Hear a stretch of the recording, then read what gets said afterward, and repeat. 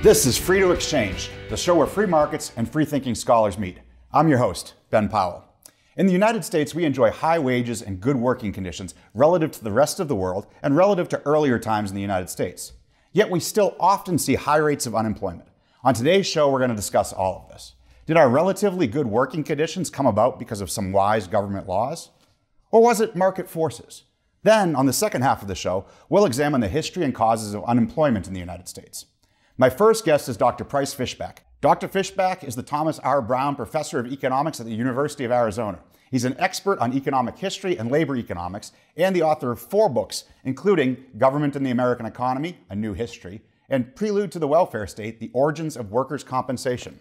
Price, welcome to the show. Thanks. Well, thanks for having me. So let's start maybe with working hours and the history of that in the United States. I mean, most American workers now don't even work 40 hours. We used to think 40 hours was the normal work week.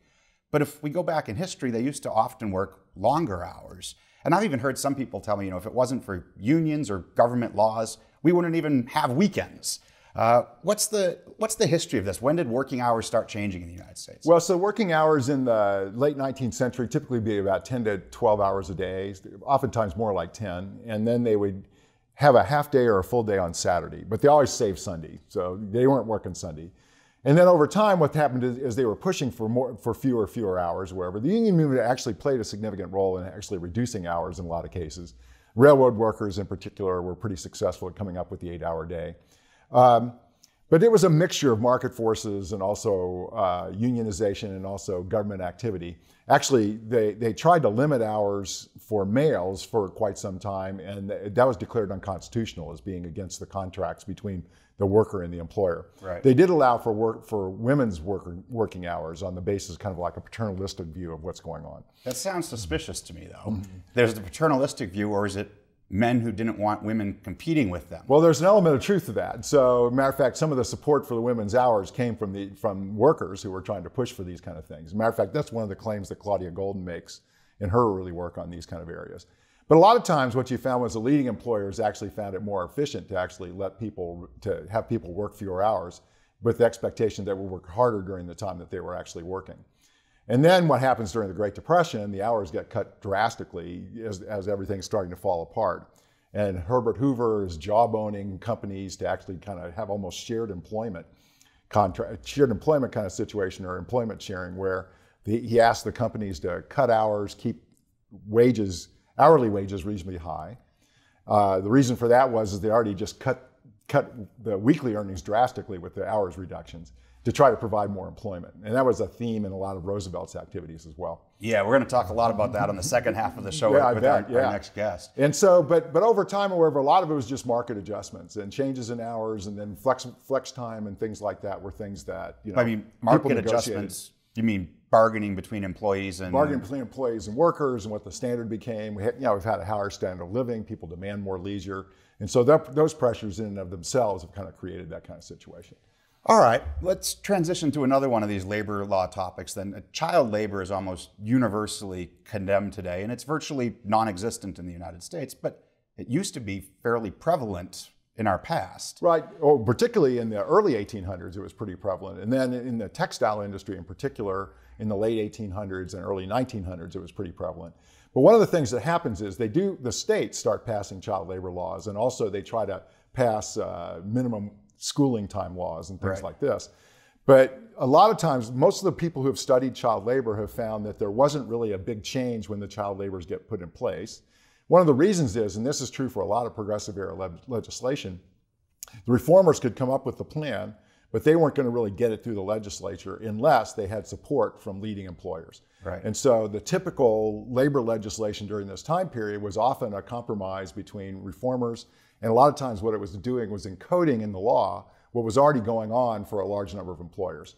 It's kind of like the minimum wage today. I mean, you don't see the minimum wage change until most employers aren't paying it anymore. Unless you're Seattle. Unless you're Seattle, that's right. Yeah. But yeah, I think this is important. I remember the United States' first child labor law, if I'm correct, was in Massachusetts, which is my home state originally. And it was in the 1840s, and it said something along the lines of, children under 12 aren't allowed to work more than 10 hours per day in a factory. Right, right. And that changes dramatically or whatever. And so what happens is that, you have a whole bunch of immigration going on in the late 19th century, early 20th century. And by that time, a lot of the things what they have been using child labor for, they don't really need them for. They've got machinery that's taking the place and things like that. And so a lot of it is that the laws themselves are kind of following behind what the leading employers are doing and cleaning up what's going on in the worst conditions and things like that. Right. So once most people aren't using children, more children are going to school. That's right. Then it becomes law. And yeah, that's right. And they're really trying to emphasize children going to school, and because they realize that they're opening up the thing in the early 20th century. You have the high school movement, and so a lot more people are getting high school educations. Yeah, and in terms of national legislation on this, we don't get it till much later, right? No, not till 1938. So with the Fair Labor Standards Act. And so they're just kind of cleaning up what's going on, because there may be a handful of states that already have child labor laws. Right. Let's take another one that's important then. It gets a lot of play in the news around the globe today, and kind of worker safety and health conditions in factories. Mm-hmm. Not so much in the United States today, but if we look in our past, most people are familiar with the horrible 1911 fire at the Triangle Shirtwaist Factory. Was that a gross violation of safety going on there? Well, so it's interesting about that fire, because it kind of hits the zeitgeist, or wherever. There's a lot of reforms that follow the fire. They actually had a substantial amount of regulation at the time, and actually the factory had been inspected twice in the previous year and had passed the inspection. One of the problems is that they were part of the deal was about building inspectors and building inspection during that time frame. That was part of the issue that was going on. And when the building was built, it actually wasn't built to code. And one of the problems was they locked a door that they shouldn't have locked, and so it caused a lot of people to be stuck and couldn't get down the stairway. So they're violating existing regulations. Part of the problem that New York faced was they only had $500,000 to spend. They had hundreds and thousands of workplaces, and so they would visit a workplace like once a year or something like that, maybe even less. And when they passed the new legislation, the people claim that this was the introduction of workers' comp, but actually they'd introduced a workers' comp law the year before. The reform was to double the size of the spending for factory inspection, and what you discover later on is the factory that they're still not inspecting very many factories. Right. A lot of your early work too was not just on factories, but also on mining, where there's a significant safety risk there. What was going on there? Well, so in coal mining, where they had some laws that actually were pretty effective, most of the miners were working kind of by themselves in specific spots throughout the mine. And so some of the things they did was they tried to control the nature of explosives. But a lot of times, most of the accidents were not big explosions and stuff. Those are pretty rare, but they lead to a lot of reforms when they come into play. The most successful laws that they passed were ones in which they were doing things that were kind of common areas in the mine. So they'd clean up people. They didn't want people riding on mine cars when they're riding through the mine and doing things like that. Stuff that's pretty stupid, actually, if you think about it. So there are a couple of laws that work pretty well. The inspections make it a little bit better, but overall, the modern situation with OSHA finds that the effect of spending on these things has not been that great. The effect of the OSHA regulations has not changed the accident rates that much. Right. If you look at the history of accident rates, you see them plummeting throughout the 20th century. That's right. There's OSHA, but the line just keeps... It just keeps going pretty much down the same way. They don't spend that much. They do have substantial impacts, actually, of driving small employers out of business because they can't meet the demands of what's going on in those cases. You mean the safety demands or the compliance demands? The compliance demands in some of these cases. And so, but they're in a situation where they're really, they're kind of following along the best practices a lot of times. And then they have some goofy things as well. They keep putting all these big signs on ladders, and you're sitting there going, well, people can tell that that's an issue. But they've been trying to improve, and so what they've really started focusing on things where workers can't really tell. And that's where it becomes more important. The health risk rather than the health risks, like safety. Asbestosis and things like that. That's the kind of thing that takes 15 years to develop. Right. And that's the kind of stuff that OSHA has been more successful at stopping. Okay. So starting to develop a little bit of a common theme here that I'm hearing. So let's go with one more of these, of the workers' compensation laws that you started to mention it with the Triangle Shirtwaist. What's the story behind that? So workers' comp, basically what was going on before was employer negligence liability. You had to show the employer was negligent. You had to get past some other defenses as well. And so a lot of people, the law was you were supposed to fully pay people at the full cost of the damages, whatever. And so, but a lot of times what happens in court cases, there are a lot of out-of-court settlements. Right. All right, so what happens with workers' comp is when Sean Cantor and I started working on this, we thought this was going to be a big workers' victory. As we got into it, we discovered that actually it's much more complex than that. And actually, most of the people on most sides of the issue actually found this to be a good compromise in the sense that the employers got rid of a lot of problems with fighting with workers over the settlements and things like that. They also, one of the factors is they raise the amount that they're paying each worker when they get injured, and all workers who get injured are getting paid for their actions. But one of the things that happens is that you make market adjustments, and so when workers' comp gets introduced, they slow down the growth of wages, and so that kind of offsets the benefits to the workers. Now, the workers themselves are better because they actually are much better insured against the accident than they had been before. They couldn't really buy market insurance at the time because the markets weren't well developed. Right, to the extent there was market insurance, it wasn't really market, it was civil society and kind of social clubs. Well, no, they actually, you could buy accident insurance and things like that, but it was very limited accident insurance. The other thing about it too was that the insurance companies, as long as the state didn't get involved in providing the insurance, where the insurance companies gained a lot because they were able to solve problems with adverse selection and moral hazard. And in that setting, so they sold a lot more accident insurance for workplace accidents than they did before. Mm-hmm. So in the last few seconds here or so, if we're going to tie these kind of four areas together, I'm hearing a kind of common theme about how these evolve over time. Yeah, most of the progressive era labor legislation was actually a compromise situation. And a lot of times what happens was the compromise was such that you have reformers who are kind of pushing for laws. At the same time, you have leading employers who have actually been cleaning up a lot of these problems. And they kind of form a coalition. Cleaning up these problems because it's safety, profitable. Because it's profitable and things like that. And also advancing technology. Right. And so what they end up is they form a coalition that gets everything through. And if you don't have that coalition, it's just the employers are powerful enough in the legislature, you're just not going to get it through. And that's pretty much true of U.S. legislation too over a long time period. Yeah, well, great. I really appreciate you talking about this with us today. Yeah, well, thank you for having me. Up next, why do Americans find themselves out of work and unemployed? Stick around to hear the causes and history of unemployment in the United States. This program is made possible in part by a grant from the Helen Jones Foundation, supporting education and the fine arts in keeping with the philosophy of Helen DeVitt Jones, who devoted her later life to sharing her wealth as a patron of philanthropic causes, the Helen Jones Foundation. Free to Exchange is a joint project of Texas Tech's Free Market Institute and Texas Tech Public Media. More information is available at fmi.ttu.edu. Welcome back. Joining me now is Dr. Richard Vedder. Dr. Vedder is a distinguished professor of economics emeritus at Ohio University, and he's the co-author of Out of Work, Unemployment and Government in 20th Century America, among other books. Rich, welcome back to Texas Tech and to the show. Glad to be with you, Ben. So let's start just kind of in broad brushstrokes. So give me a kind of outline of the history of unemployment in the 20th century till now here in the United States. Well, we've had a lot of ups and downs, I guess you would say. That's what the history is all about. Over the entire century, I expect the unemployment rate more often than not has ranged between 4 and 6 and 7% by conventional definitions in 3 out of 4 years or even more.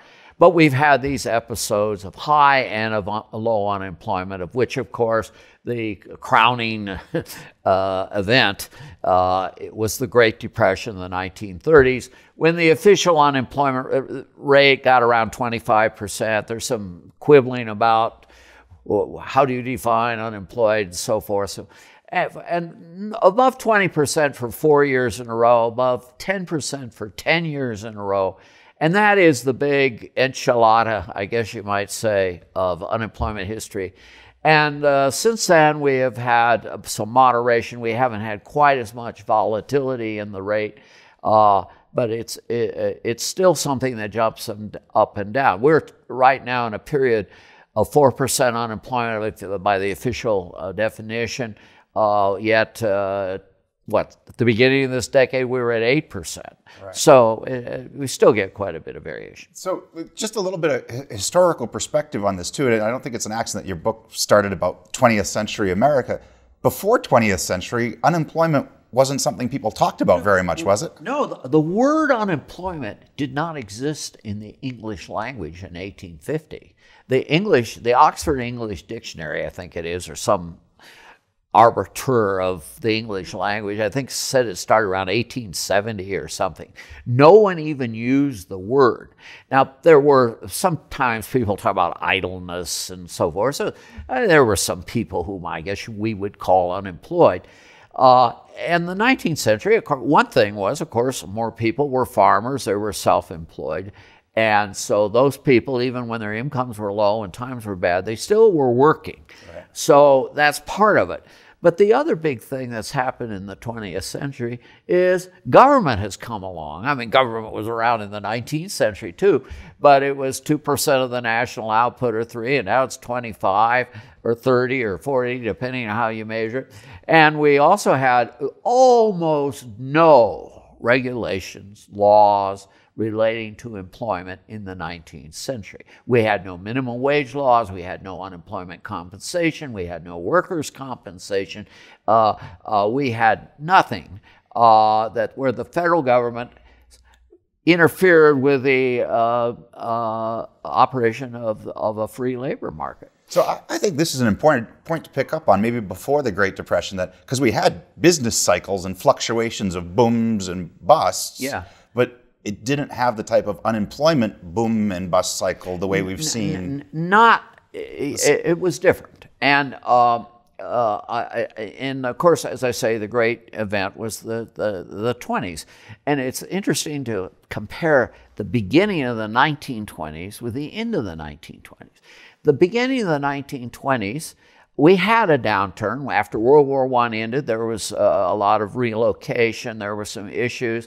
There had been, prices had been pushed way up during World War I, and then they came down. And so we had discoordination, if I can use a fancy term, in labor markets. So we had unemployment rates getting up around 15% or so in 1920 and continuing into 21.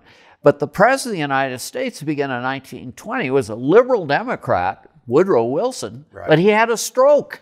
And he was incapacitated. So nothing happened, absolutely nothing. And then in 21, Warren G. Harding, the most underappreciated president in American history, became president. During his 23 months in office, industrial production rose 78%. No one else in history ever did this. What did he do to make it go up so much? Well, he played golf. He did some other things that I shouldn't mention in a polite public on public television, sometimes in closets.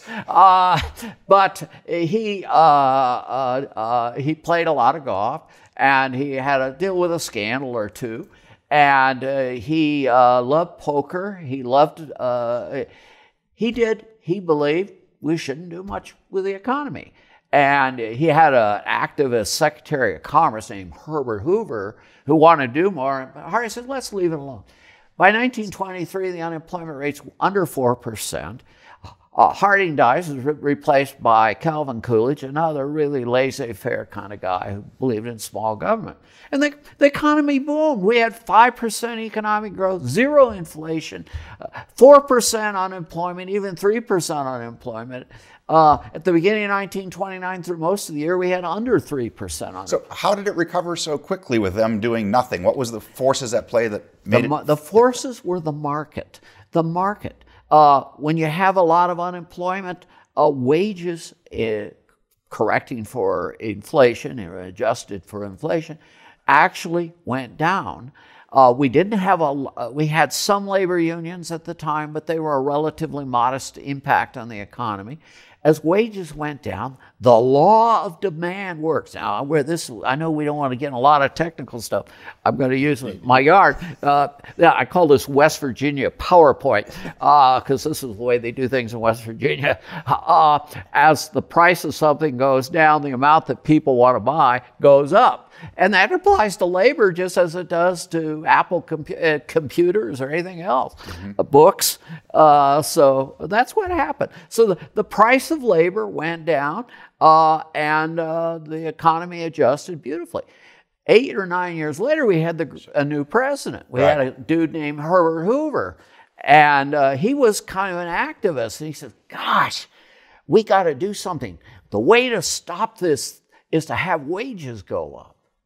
So he called all the top dudes to the White House, big businessmen, Henry Ford and men like that, to the White House, head of General Electric, and he said, keep wages up and we'll maintain purchasing power. He would deliberately try to ignore the forces of market when you had, because of the stock market crash of that year, there was some rising unemployment almost immediately. And rather than just say, let the market play itself out, he said, we're going to intervene. Yeah. Now, of course, then by 33, you have Roosevelt who comes in, but the Great Depression goes for the decade, and unemployment remains very high. Because we institutionalized this high wage policy. We had something called the Wagner Act, which was an act that made it not only easy to have trade unions get larger, labor unions get larger, but it actually encouraged a massive increase in labor minimum. We had minimum wage law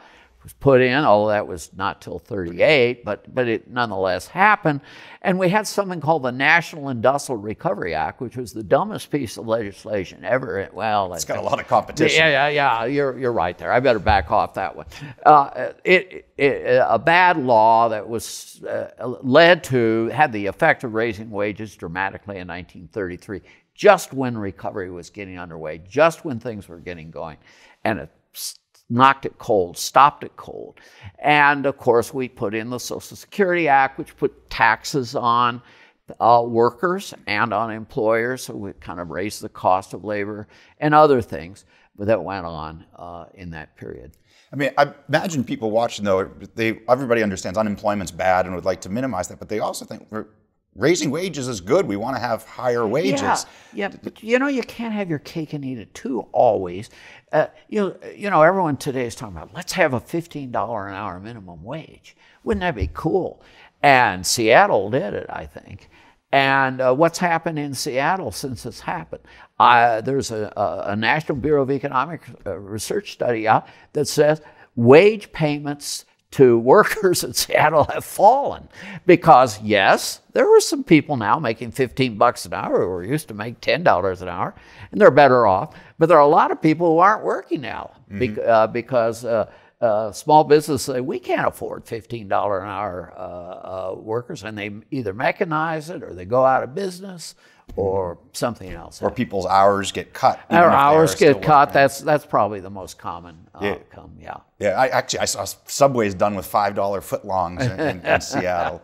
But bringing this up actually is a nice segue because, of course, while the Great Depression's the granddaddy of the unemployment here, we just had the Great Recession not so long ago, and we've had what people have called a very slow recovery from it. What would you say about labor markets and unemployment adjustment coming out of that? Well, it's absolutely true. The solution, as you recall, the downturn happened at the tail end of the Bush administration, and Obama took office in early 2009. Obama's chair of her Council of Economic Advisors, a woman named Christina Romer, said, if we adopt a stimulus package, we will keep the unemployment rate under 8%. It will not go above 8%. Whereupon, of course, we adopted a stimulus package of $800 billion of spending, and the unemployment rate passed 8% for 43 consecutive months, the first time that had happened since the Great Depression. So the sort of traditional orthodox Keynesian remedy, which is spend, spend, spend, didn't particularly work. But then ultimately, and we also took unemployment benefits, where normally you get them for 26 weeks. We extended them for 99 weeks. We were starting to give workers tenure. It was almost like creating a class of college professors, which would destroy the country completely. And this happened. The unemployment rate just didn't come down, and the average length of unemployment was getting longer and longer and longer, got up to 40 weeks. And then miraculously, the Republicans were helping do this. Obama let it happen. We did away with those extension unemployment benefits. The stimulus package was done, And we let labor markets work more than they were. And now we're down to 4.1% unemployment. So when people talk about the wages stagnating since then, this has been people re-entering the labor force and getting the re-employed. stagnation of wages has permitted employment. Is it better to have a stagnant wage at, say, $8 an hour and no job, and a job rather, or is it better to have no job and a $10 wage? Well, for a lot of people, they'll take the $8 wage. And we'll have to take it at that for this episode. Thanks for joining me, Rich. Really appreciate it. It was a lot of fun. On today's show, we talked about the history of labor market regulations and unemployment in the United States. But our topic is more than just a historical curiosity. I think it has important relevance for poorer parts of the world today. Back when the United States was as poor as some of these other countries, we didn't have the type of safety regulations and high minimum wages that we do in the United States today. Instead, when we look at the historical process, these things largely came about as we were becoming more productive and starting to grow. It often just codified what was already happening in the market's process of competition to attract workers. In cases where regulations or minimum wages ran ahead of market forces, the result is unemployment. I think this is important when thinking about what would be good for third world countries today. Imposing US-style labor market regulations and minimum wages would probably cause unemployment there and slow down their process of development that would ultimately otherwise improve conditions. We'll see you next time.